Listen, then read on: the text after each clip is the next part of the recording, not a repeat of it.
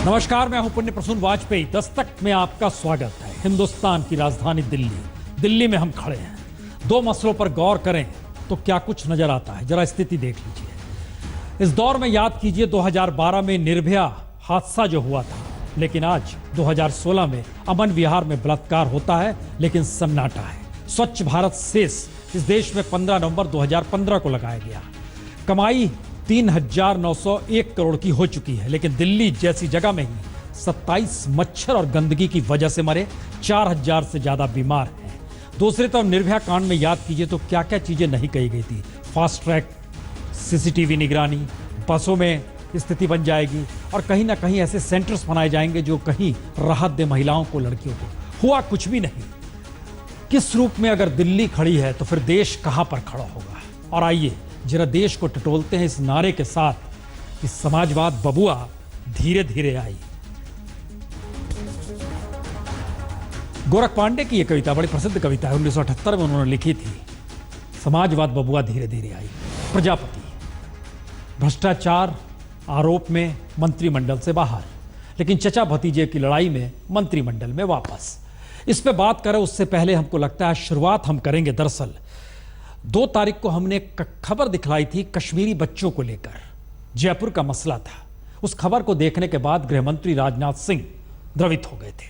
बच्चों को उन्होंने दिल्ली बुला लिया। 7 तारीख को मुलाकात भी की। आश्वासन, भरोसा, 7 दिन के अंदर स्थितियां ठीक हो जाएंगी।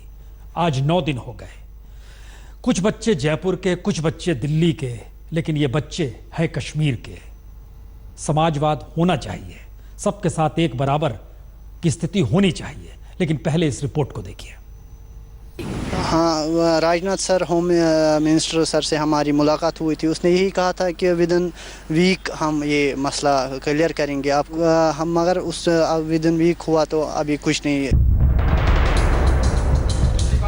तो स्कॉलरशिप के लिए परेशान जिन कश्मीरी छात्रों से गृह मंत्री राजनाथ सिंह ने मुलाकात कर 7 दिनों के भीतर सारी समस्याएं सुलटाने का वादा किया, 9 दिन बाद भी उनकी हथेली खाली है। अशरफ भी राजनाथ से मिला था। मुलाकात के बाद AICTE ने छात्रों को एक खत दे दिया, जिसमें कॉलेज से कहा गया वो छात्रों को फीस के लिए परेशान ना करें। लेकिन हद तो यह कि कॉलेज की नजर में इस खत का कोई मतलब ही नहीं। तो देश भर में 8,000 से ज्यादा कश्मीरी छात्र AICTE के स्कॉलरशिप नियम बदलने से परेशान हैं। उन्हें वजीफा मिला नहीं और कॉलेज पैसा मांग रहा है, तो उन्हें समझ नहीं आ रहा कि अब वो करे क्या और जाएं तो जाएं कहां। हमारा फाइनल ईयर चल रहा है, प्लीज़ हमारा कैरियर बचाओ। अगर आप चाहते हो कि कश्मीरी स्टूडेंट्स कुछ करे, आप आगे बढ़ के कुछ किसी फील्ड में जाए, किसी रिसर्च या कोई भी बड़ा काम करे, तो आप हमारा कैरियर बचाओ, हमको अपनी स्कॉलरशिप रिलीज़ करो। बड़ी मुश्किल से घर वाले पैसे जोड़ते हैं। पापा भी इतने बड़े एम्प्लॉय नहीं है कि हमें बार बार पैसा, बच्चे भी और भी बच्चे घर पे, उनको भी पढ़ाना है। हमारा तो ये सोचा था कि स्कॉलरशिप स्कीम है तो इसके हम तो उसी पे डिपेंड करते, हम इसलिए आए। और हमें बहुत मेंटल टॉर्चर रहता है, हम पढ़ भी नहीं पाते हैं सही से, क्योंकि एग्ज़ाम्स के टाइम पे ही हो जाता है कॉलेज का भी कि चलो फ़ीस कहाँ है, किसका फ़ीस है किसका नहीं है, तो चक्कर काटने पड़ते हैं बहुत ज़्यादा। फिर इनसे भी बहुत ज़्यादा रिक्वेस्ट करनी पड़ती है कि हो रहा है। इन छात्राओं को शायद ही इस बात का एहसास था कि इनके सपनों की हकीकत इतनी भयावह होगी। एक तरफ ये प्रधानमंत्री स्पेशल स्कॉलरशिप स्कीम में मुफ्त में पढ़ने की तोहमत झेल रही हैं, तो दूसरी ओर केंद्र से इनके लिए चले पैसे मानो रास्ते में कहीं गुम हो गए हों। और त्रासदी तो यह है कि एक PM के दौर में स्कॉलरशिप देने की बात हुई तो दूसरे PM के दौर में स्कॉलरशिप बंद हो गई। तो छात्र करें क्या? क्योंकि मनमोहन सिंह सरकार ने 2010 में कश्मीरी छात्रों को मुख्यधारा से जोड़ने के लिए हर बरस 5,000 छात्रों को स्कॉलरशिप देने की घोषणा की थी और इस योजना के लिए 1,200 करोड़ रुपए का बजट भी रखा गया। लेकिन दिल्ली में सरकार बदली और उसके बदलते ही मानव संसाधन विकास मंत्रालय से लेकर AICTE को योजना संचालन की जिम्मेदारी दे दी गई और AICTE ने योग्यता संबंधी नियम बदल दिए। ये नियम उन छात्रों के लिए भी बदल गए जो पहले से देश के अलग अलग कॉलेजों में पढ़ाई कर रहे थे।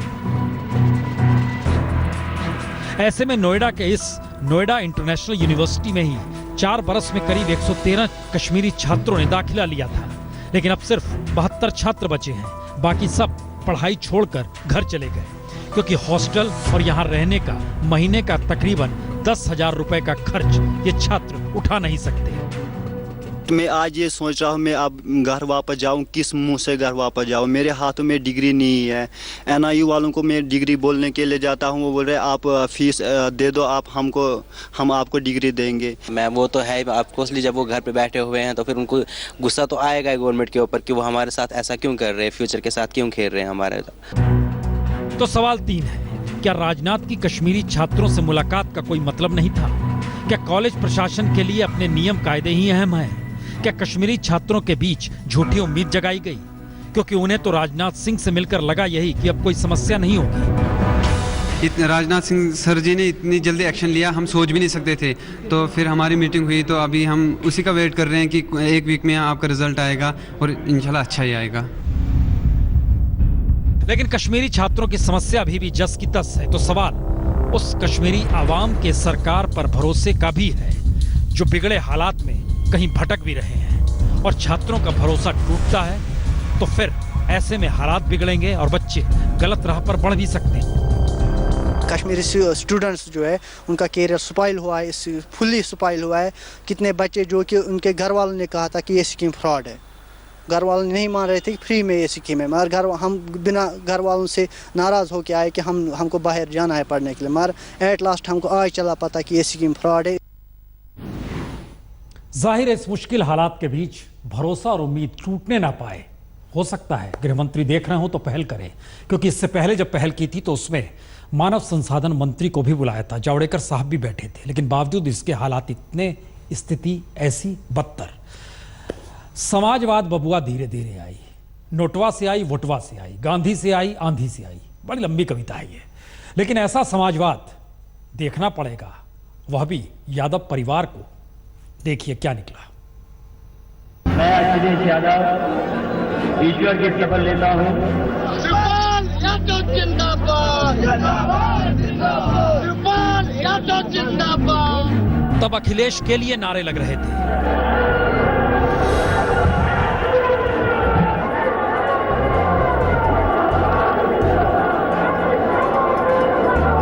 आज शिवपाल के लिए नारे लग रहे हैं।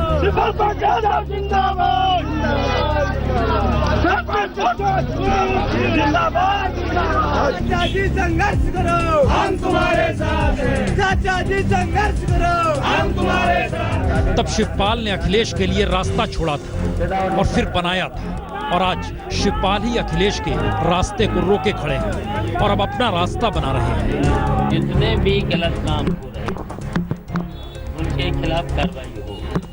तो 15 मार्च 2012 में समाजवादी पार्टी की उड़ान तो शानदार थी, लेकिन वक्त से पहले ही 2016 में समाजवादी पार्टी की उड़ान क्रैश न हो जाए तो पहली बार नेताजी को ही सेफ लैंडिंग करानी पड़ी। लेकिन 16 सितंबर 2016 की सेफ लैंडिंग क्या 2017 में समाजवादी पार्टी को दोबारा उड़ान भरने का मौका देगी? अब यही सवाल सबसे बड़ा हो चला है, क्योंकि नेताजी को 2017 से पहले 2016 में परिवार की चौसर ठीक करने के लिए सामने आना पड़ा।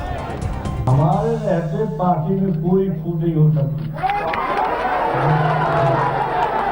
ये पूरे के पूरा पैसा हुआ, मुझ पर पूरा विश्वास है। यानी नेताजी ने लगाम हाथ में ली तो साफ हो गया कि पहली बार समाजवादी पार्टी की उड़ान को संभाले पायलट अखिलेश और को पायलट शिवपाल ने दो अलग अलग दिशा पकड़ ली है। पहली बार पार्टी के चेहरे अखिलेश को सिवाय सुंदर मुखौटे से ज्यादा कुछ नहीं माना गया। पहली बार मुलायम ने शिवपाल के अनुभव और संगठन चलाने की परिपक्वता को खुली मान्यता दे दी, और पहली बार 2017 के चुनाव में अपनी भागीदारी के लिए अखिलेश सबसे कमजोर दिखाई दिए। तो क्या क्रैश होने से बची समाजवादी पार्टी की उड़ान ने क्रैश से कहीं ज्यादा बड़ा नुकसान पार्टी को ही कर दिया है? क्योंकि अखिलेश सीएम होकर भी अगर कोई निर्णय नहीं ले सकते और निर्णय लेते हैं तो उसे बदल दिए जाएंगे, और समाजवादी पार्टी की जीत बगैर शिवपाल के हो नहीं सकती। तो 2016 का सबसे बड़ा सवाल तो यही कि क्या 2017 में अखिलेश की जगह शिवपाल को ही समाजवादी पार्टी का चेहरा अब हो जाना चाहिए? सब ठीक हो गया है। अब नेताजी जो जिसको जिम्मेदारी देंगे अगर मुझको संगठन का काम देंगे तो संगठन देखेंगे। क्योंकि मुलायम ने समाजवादी पार्टी की उड़ान में सवार समूचे परिवार की सेफ लैंडिंग तो करा दी, लेकिन बीते 4.5 बरस की अखिलेश की उड़ान को बेमतलब भी साबित कर दिया। यानी विकास या चकाचौंध की जिस राजनीति को पकड़ने के लिए अखिलेश बीते 1 बरस से छटपटाते दिख रहे हैं, उस राजनीति की यूपी की सियासी जमीन पर कोई हैसियत ही नहीं है। क्योंकि शिवपाल के पक्ष में मुलायम के खड़े होने का मतलब साफ है। यूपी को जातीय गठबंधन से बाहर देखना एक बड़ी भूल है। मुख्तार अंसारी से लेकर अजीत सिंह सरीखों के साथ गठजोड़ छोटे छोटे लाभ समाजवादी पार्टी को पहुंचा सकती है। कमंडल की राजनीति की उम्र चाहे खत्म हो चली हो, लेकिन मंडल की राजनीति यूपी में खत्म नहीं हुई है। यानी 2017 के यूपी चुनाव से पहले मुलायम यादव परिवार की उड़ान को अपनी बदौलत संभाल तो गए, लेकिन क्या यादव परिवार के समीकरण समाजवादी पार्टी को दोबारा सत्ता की उड़ान का सुकून दे पाएंगे? ये सवाल इसलिए बढ़ा क्योंकि यूपी के यदुवंशियों के आपसी संघर्ष में पहली बार एक दूसरे को कमजोर करने और दिखाने की लड़ाई ही शुरू हुई है, वह भी नेताजी की चौसर पर। जब नेताजी बोल रहे हैं तो एक आवाज चचा आगे बढ़ो और दूसरी आवाज अखिलेश हम साथ हैं, यह भी लग रही थी। यानी पासे अब हर कोई फेंके। कह सकते हैं ये पासे ऐसे रूप में फेंके जाएंगे जिसमें एक दूसरे को कमजोर करने की स्थितियां होंगी, या वाकई पासे ऐसे होंगे कि चौसर पलट जाएगी। इंतजार करना होगा, लेकिन समझना यह भी होगा 4 अक्टूबर 1992 समाजवादी पार्टी का निर्माण हुआ था। अखिलेश यूपी में नहीं थे, बाहर थे, पढ़ाई कर रहे थे। विकास और चकाचौंध की राजनीति का मंत्र उन्होंने मोदी से सीखा, और मोदी ने इस दौर में सोशल इंजीनियरिंग सीख ली। राहुल गांधी खाट की सियासत पर आकर टिक गए, मायावती रैलियों में खो गई। स्थितियां बीते 2.5 दशक में जो यूपी में चल रही थी, क्या मौजूदा वक्त में सब कुछ बदल गया है? जरा आइए समझ लें ये स्थितियां हैं क्या। बीजेपी और श्री नरेंद्र मोदी ने ये तस्वीर बीते 2.5 दशक के यूपी के सियासत के बिल्कुल उलट है। किसने सोचा होगा राहुल गांधी खाट सभा करेंगे? किसने सोचा होगा समाजवादी लैपटॉप बांटेंगे? और किसने सोचा होगा मायावती रैलियों से ताकत दिखाएगी? और किसने सोचा होगा बीजेपी दलितों की चौखट पर दस्तक देगी? क्योंकि 2.5 दशक पहले यूपी की राजनीति को जिस बिसात ने बदला, उसमें कमंडल और मंडल की आग थी। और मंडल कमंडल ने ही मुलायम मायावती को यूपी की राजनीति में सबसे बड़ा खिलाड़ी बना दिया। लेकिन कमंडल की राजनीति छोड़ बीजेपी मंडल के दरवाजे पर दस्तक देगी। ये अगर पहली बार परिवर्तन हुआ तो कांग्रेस ने अयोध्या का रास्ता पकड़कर राहुल के जरिए ही सही, लेकिन उस हिंदुत्व के छोर को पकड़ने की कोशिश जरूर की, जिसे बीजेपी ने सियासी तौर पर पकड़ा ही नहीं, या पकड़ने से बच रही है। 1,10,000 करोड़ रुपए 12 उद्योगपतियों का माफ करना क्या है? विकास के खिलाफ है या विकास के लिए है? लेकिन सवाल तो मुलायम की अगली पीढ़ी अखिलेश और मायावती की टक्कर का है। लेकिन दोनों की ही बिसात पर अपनी अपनी जाति के साथ मुस्लिमों के साथ गठबंधन करने की एक ऐसी लड़ाई है जिसमें मुलायम पुत्रमोह छोड़ भाई शिवपाल के पाले में खड़े हो गए, तो मायावती ब्राह्मणों को झटक मुस्लिमों को साथ लेने के लिए बेचैन दिखाई दे रही है। यानी 2.5 दशक की राजनीति पहली बार 2016 में एक ऐसे मुहाने पर खड़ी है जहां यूपी में विकास के अंधेरे की लूट मची है। जी, विकास से कोसों दूर खड़े यूपी में हर राजनीतिक दल की पहली पहल फिर सत्ता के लिए उसी न्यूनतम के साथ खड़े होकर लाभ देने की सौदेबाजी है, जहां सिस्टम नहीं नेताजी ही काम करेंगे। और हर पार्टी में अब अपनी अपनी तरह के नेताजी हैं। समाजवाद बबुआ धीरे धीरे आई, हाथी से आई, घोड़ा से आई, अंग्रेजी बाजा बजाई समाजवाद। इंतजार कीजिए समाजवाद की स्थिति यूपी की बिसात पर क्या कुछ खेल दिखाती है। लेकिन एक संघर्ष दिल्ली में भी हुआ था, और वो संघर्ष एक मायने में समाजवाद की दिशा में बढ़ने वाला ही था। लगा था सबके पास हक होंगे, बराबरी की स्थिति होगी, संघर्ष कर रहे हैं तो सत्ता मिल जाएगी, लेकिन सत्ता मिल जाएगी तो संघर्ष गायब हो जाएगा। जरा ये स्थिति देखिए, ये दिल्ली है। तो जब सत्ता नहीं थी तो संघर्ष था, और संघर्ष ने सत्ता दिलाई तो संघर्ष गायब ही नहीं हुआ, बल्कि सत्ता का रईसाना स्वाद चखना शुरू हो गया। क्योंकि याद कीजिए 2012 में जिस वक्त दिल्ली की रूह निर्भया हादसे से घायल हुई थी, निर्भया को इंसाफ दिलाने के लिए दिल्ली सड़क पर थी और सड़क पर आंदोलन को हवा देने केजरीवाल से लेकर मनीष सिसोदिया और कुमार विश्वास सरीखे आंदोलनकारी भी सड़क पर थे। आम आदमी पार्टी के तमाम कार्यकर्ता भी सड़क पर थे। लेकिन अब अमन विहार में सरेआम 2 लड़कियों का गैंगरेप हो गया तो हर सड़क पर सन्नाटा है और आम आदमी पार्टी के नेता अपने आप में ही व्यस्त है।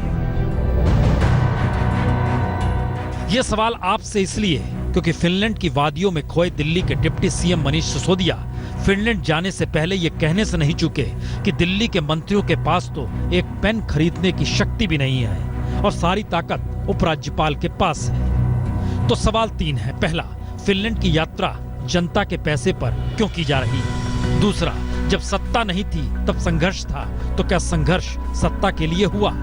और तीसरा, पंजाब गोवा में चुनाव लड़ने के लिए फिर जनता से ही पैसा क्यों मांगा जा रहा है? यानी सत्ता ना मिलेगी तो क्या कहेंगे, पैसे खत्म हो गए?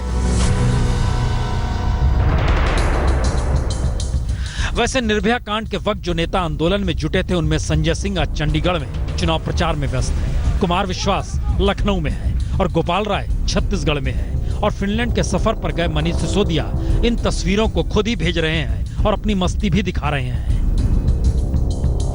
तो क्या अमन विहार बलात्कार ने एक बार फिर दिल्ली को वो सच दिखा दिया, यहाँ कानून व्यवस्था नहीं है, पुलिस का खौफ अपराधियों को है ही नहीं? और याद कीजिए तो ये सवाल दिल्ली में हर वक्त रिंगता था। लेकिन उन सब के बीच आम आदमी पार्टी आंदोलन से निकली तो फिर सड़क पर एक उम्मीद जगी। लोगों को लगा शायद इससे राजनीतिक स्थितियां बदलेगी, शायद पुलिस कुछ काम करने लगेगी। और संघर्ष ने एक उम्मीद जगाई तो पुलिस सत्ता दबाव में भी आई थी और धरना प्रदर्शन और आंदोलन के आसरे जनता में उम्मीद भी जगी थी और आम आदमी पार्टी इसीलिए सत्ता में आई थी। लेकिन अब वह भी अगर सड़क से नदारद है तो दिल्ली में एक निराशा है और उम्मीद का टूटना भी है, क्योंकि अब बहुत साफ लग रहा है सभी सत्ताधारी एक ही हमाम के हैं। यह सवाल इसलिए क्योंकि फिनलैंड गए हैं शिक्षा के मद्देनजर मनीष सिसोदिया, शिक्षा मंत्री भी हैं, डिप्टी सीएम भी हैं। फिनलैंड एक ऐसा देश है जिसकी आबादी है महज 55 लाख, दिल्ली से 1/4, और जिस जगह वो गए हैं वो हेलेंसिकी है जो उसकी राजधानी है, और वहाँ की आबादी है पटपड़गंज जहाँ से वो चुनाव जीतते हैं उस इलाके से भी कम, महज 6 लाख। छोड़िए इन्हें, इन बातों को आगे स्थिति में देखें कि कश्मीर के मद्देनजर क्या हो रहा है। हफ्ता बीत गया, जो वादा किया गया था स्थिति सुधर जाएगी, लेकिन फिर रास्ता दोराहे पर ही है।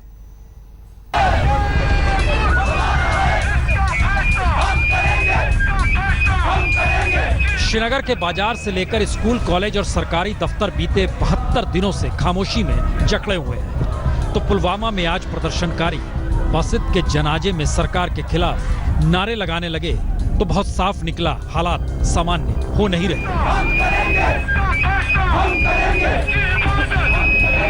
और इस बीच श्रीनगर और घाटी के कई बड़े शहरों में आज फिर से कर्फ्यू लगा दिया गया। सेना ने फ्लैग मार्च शुरू कर दिया। तो सवाल फिर वही खड़ा हुआ कि आखिरकार हालात कब सुधरेंगे, क्योंकि हफ्ते भर पहले ही गृह मंत्री राजनाथ सिंह ने दावा किया था हफ्ते भर में हालात सामान्य हो जाएंगे, और हफ्ता बीत गया लेकिन अब भी सरकार यही कह रही है हालात जल्द सामान्य हो जाएंगे।